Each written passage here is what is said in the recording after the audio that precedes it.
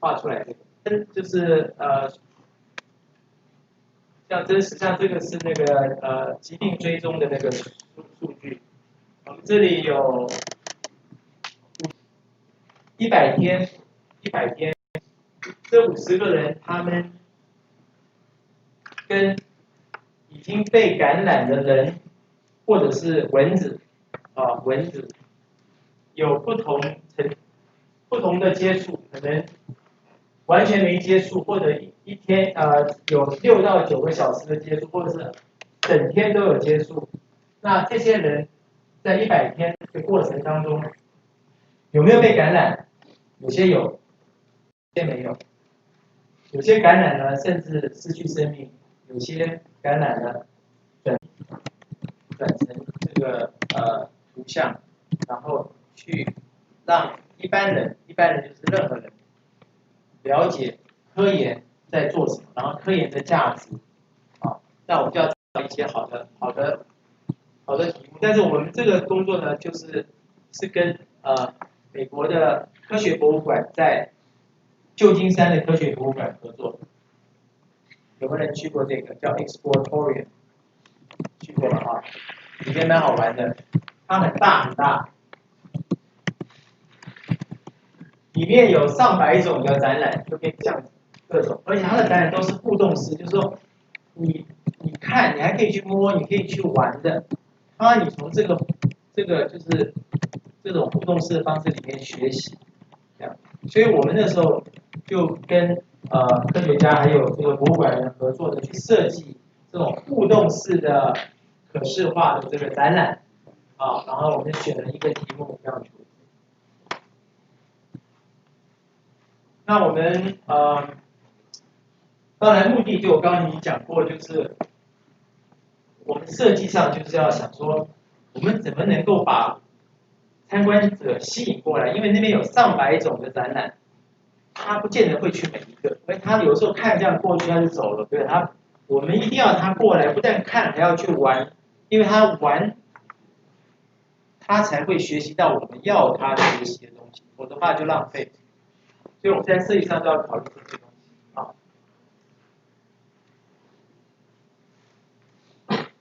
我们跟这个博物馆合作做了3个展览，目前还有2个展览在他们的博物馆里面展览，然后他们一天都有，就是说在疫情之前现在我不晓得，就是都有几千人去看，因为都是那个，尤其是小学生、初中生、高中生，他们固定的学校都会送去看，所以很多人去看，那包括游客，对不对？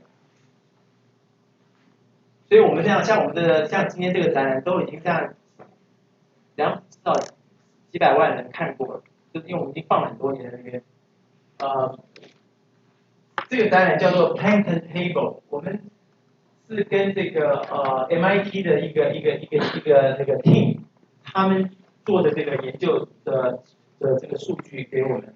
那是什么呢？是关于这个所谓的 global phytoplankton， 它的那个习性什么，就是在海洋里面有这个微生物满满的，可是呢，它们很小，肉眼是看不到的。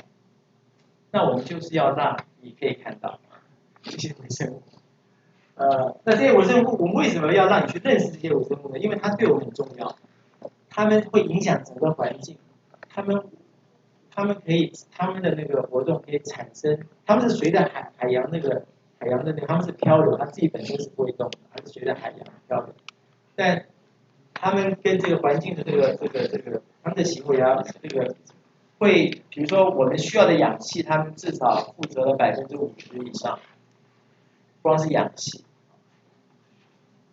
所以他们有一些各方面，他们有很多不同的，不是只有一种。它是你看，这是在显微镜下看到，你看很多这个不同的长得不同的。那我们要设计这个，就是我当初讲，就是说我们是要设计不是给专家看的，也不是只是给像你们这些为高级知识分子看的，我们要给小学生看，对不对？给这个从来可能都也没有方面的这些任何人，所以我们有一一个设计的过程。然后呢，我们这个工作我们以为1年可以做完，结果做了快2年才弄完，因为我们设计出来，我们拿到现场去，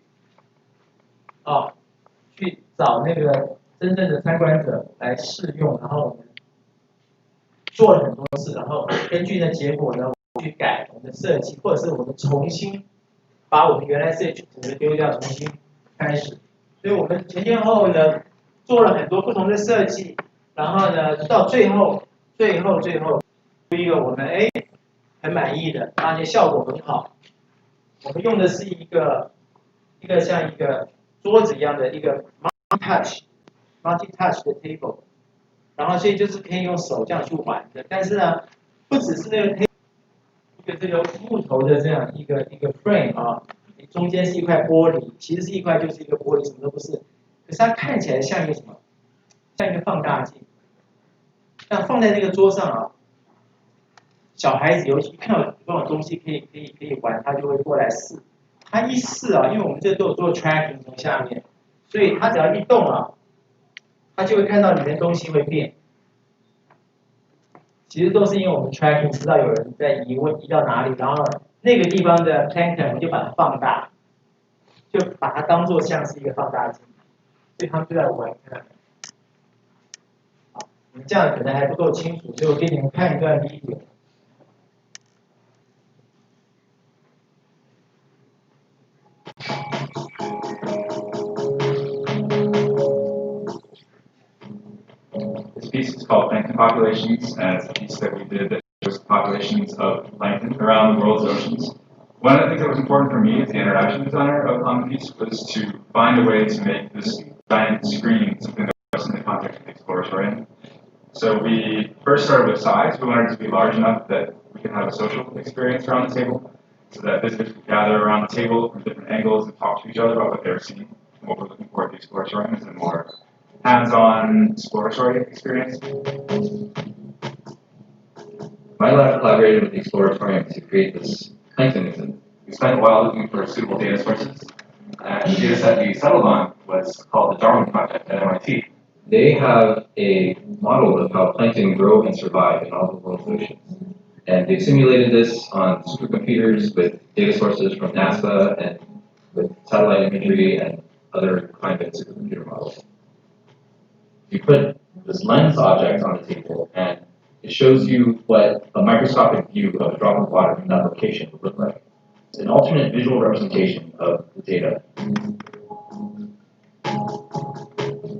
Plankton produce half the oxygen we breathe and absorb more carbon dioxide than all the rainforests on Earth.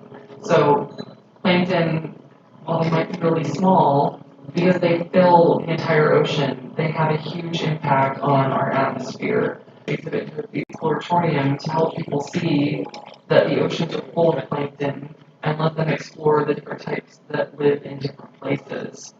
But there are actually like millions and millions of different kinds, from the tiniest viruses and bacteria all the way up to big, beautiful plastic forms.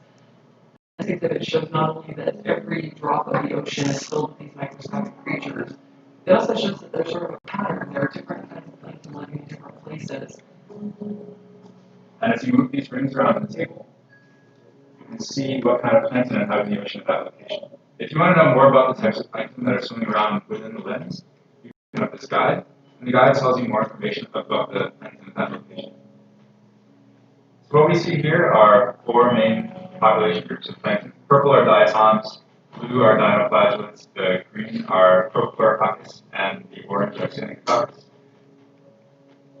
You can also see that there's a timeline here that's showing time passing. So this model shows the plankton populations as they change over time through seasons. You can always see the plankton kind of moving around slowly. Plankton are by definition drifters. They move where the ocean currents take them. We're a place where we don't usually. 我想这样你应该大概就知道的，是什么，大概怎么样。所以你看它其实 plankton 它 phytoplankton 有很多种，但是我们只选了4种，然后就当了一个这个基本的认识，然后就有一些就是他如果对某一类有兴趣，那我们有一些进一步的解说，就希望说他去他去试，然后他会去一个个去看，因为对每个稍微有点认识。然后旁边有一些说明，他如果真的有兴趣，他就会去看这些说明，否则一般人不会去看，对不对？就这样。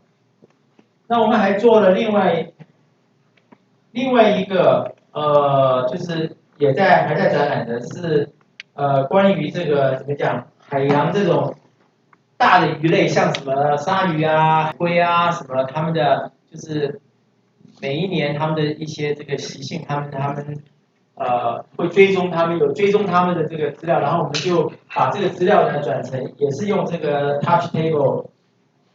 Mapping Migrations is the second exhibit in a series of 3 in collaboration with the Exploratorium in San Francisco. With this project, we also collaborated with Stanford and visualized data from the Tagging of Pelagic Predator or TOP data set. The exhibit is designed to allow visitors to study the migration patterns of a variety of species. By tapping a species card, you can see a set of lines with the same color. Each line is a collection of GeoJSON data from a tagged animal of that species. You can select the tagging location to see where these species were originally tagged. Some of these species we have sex information that we can toggle on to see if male and female migration patterns differ. The primary goal of this exhibit is to encourage visitors to ask questions and be able to answer them using our exhibit. While our exhibit was on the floor, we had a little girl alongside her parents use our exhibit. She was very fixated on the sharks and noticed that during July to the August period, the sharks seemed to all go towards Hawaii.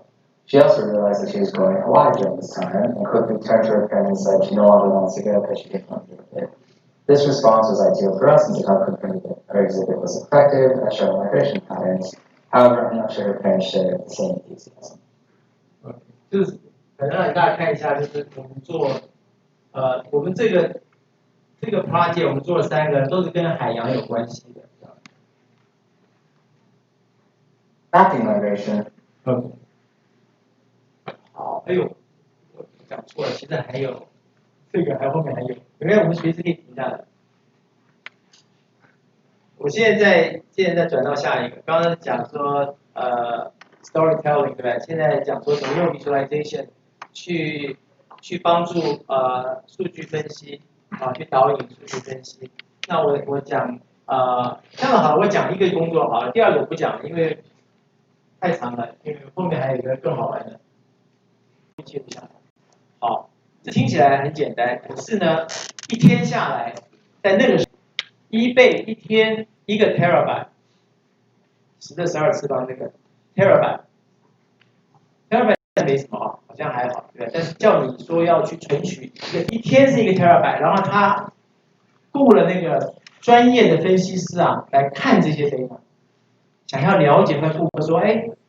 为什么这个有些顾客他可以很成功的买卖东西，有些不行？然后他要看说，哎，是不是因为我网站的设计问题，所以我来改善我的网站设计，对不对？或者说其他方面我怎么样可以做得更好？所以他每天都要花时间去分析这些资料，可是他其实没有一个很好的工具，他存下来就是